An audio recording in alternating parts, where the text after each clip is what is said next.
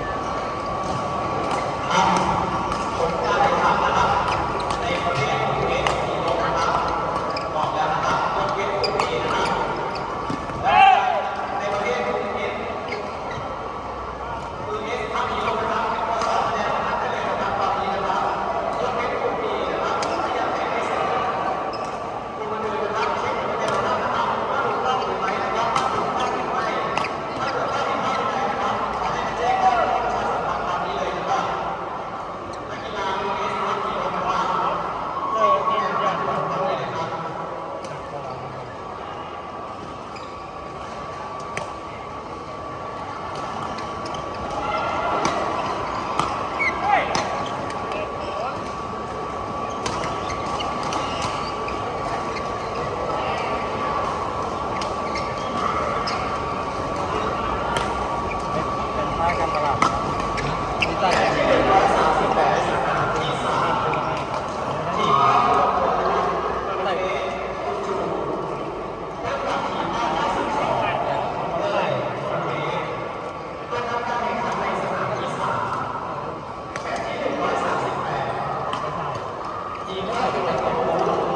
ป็นตำรวจนะ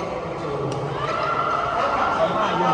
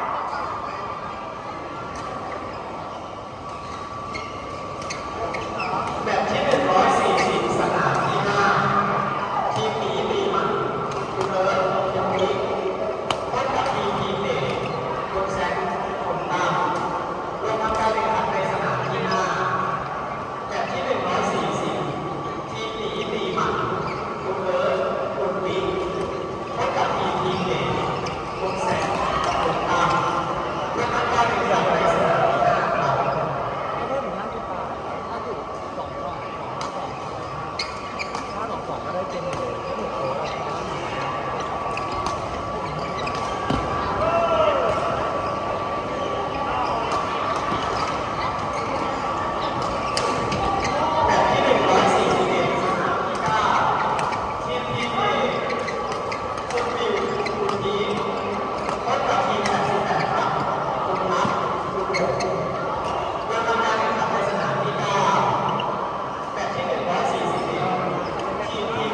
เปลี่ยน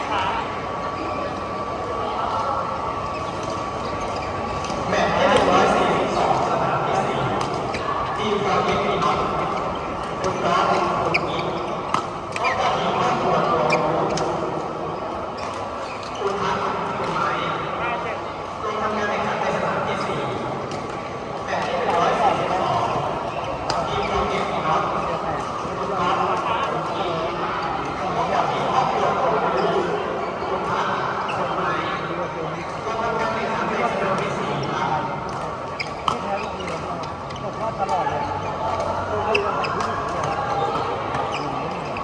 เจอทีไรนะแพ้ไปยืนเนี่ยที่บอกว่าแพ้ไม่คู่ผู้หญิงยืนมากเขาผู้ชายผู้ชายมีแบบว่าผู้อะไรแล้วก็แบบว่าอะไรอยู่ที่เขาเป็นยังไงบ้าง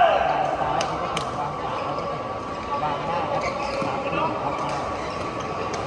แล้วที่วันนี้เป็นคนแบบได้มีคู่เวลาคู่ที่ใจเข้าแบบหน้าเมื่อคราวที่แล้วที่ได้ที่4กับความก็เหมือนกันก็เกมหน้าประเภทเกมลงเกมนะครับผลคะแนนออกมาแบบนี้ทุกสายนะครับทุกเม็ดนะครับ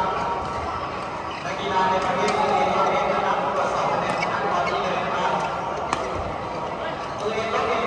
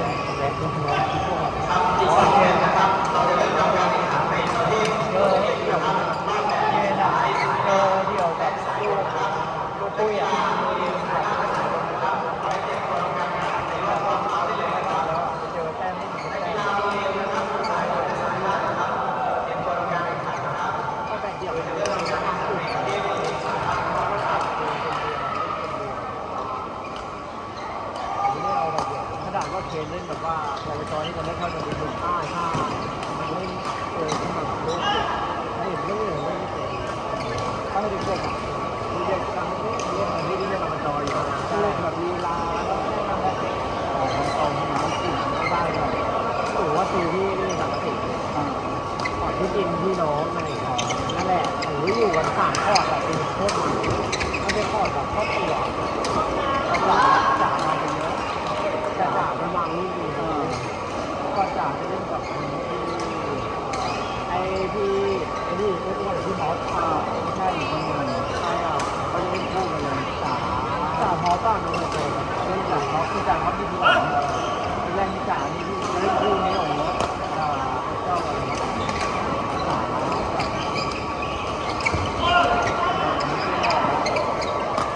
รุ่นเหมือนกัน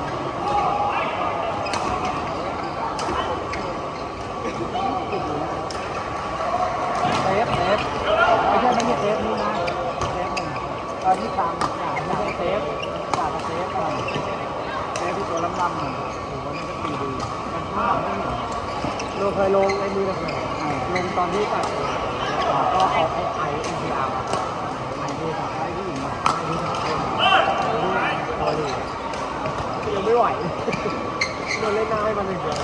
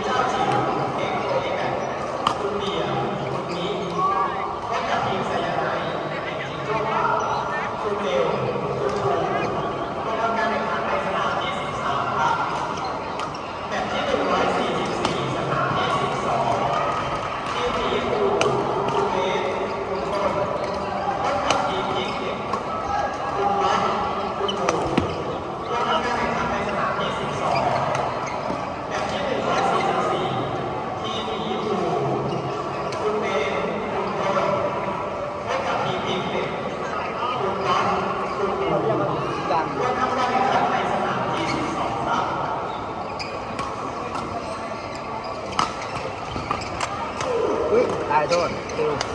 เร็วไหมกระเด็นเลยล่ะเขาจ่านพัดลมให้นี่ไงที่จะเขาอัดก็ตีได้หลัง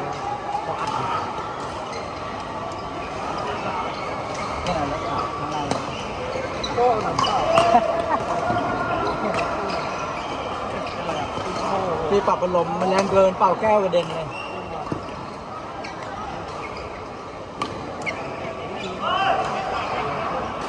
เปลี่ยนตัวอยู่แล้ว เดี๋ยวไหมไม่เป็นไรพี่ไม่เป็นไรก็ตี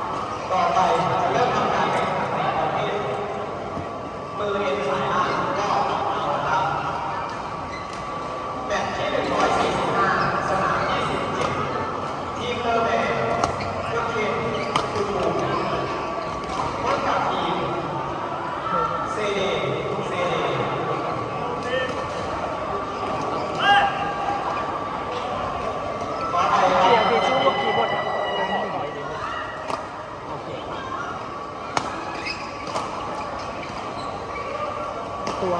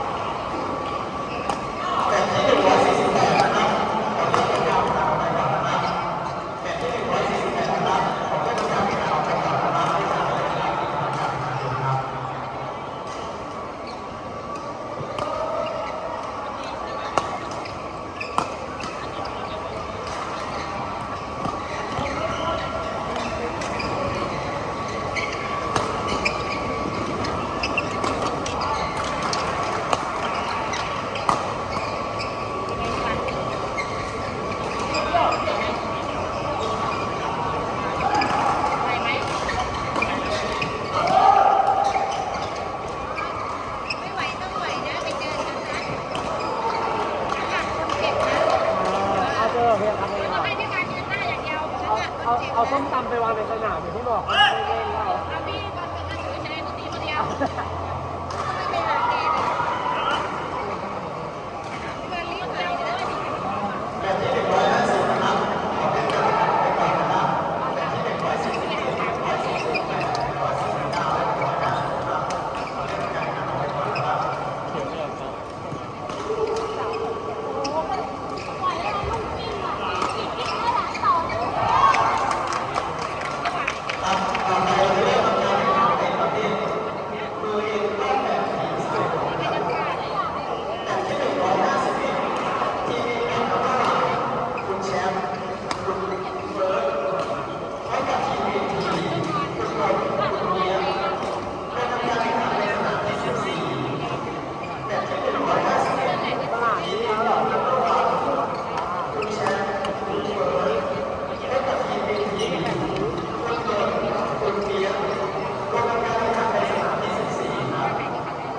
แข่งใกล้ๆเนี่ยกดดัน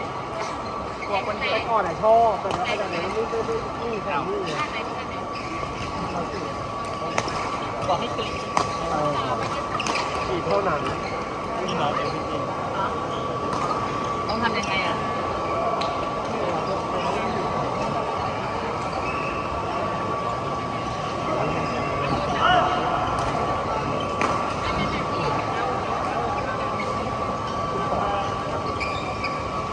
กีฬามีเยอะนะครับให้สามารถบอกมาแล้วนะครับขอให้ตรวจสอบคะแนนของท่านตอนนี้เลยนะครับนักกีฬามีเยอะนะครับการแข่งขันทั้งหมดของท่านบอกแล้วนะครับขอให้ชี้ผลการแข่งขันของท่านและผลการหรือไม่นะครับ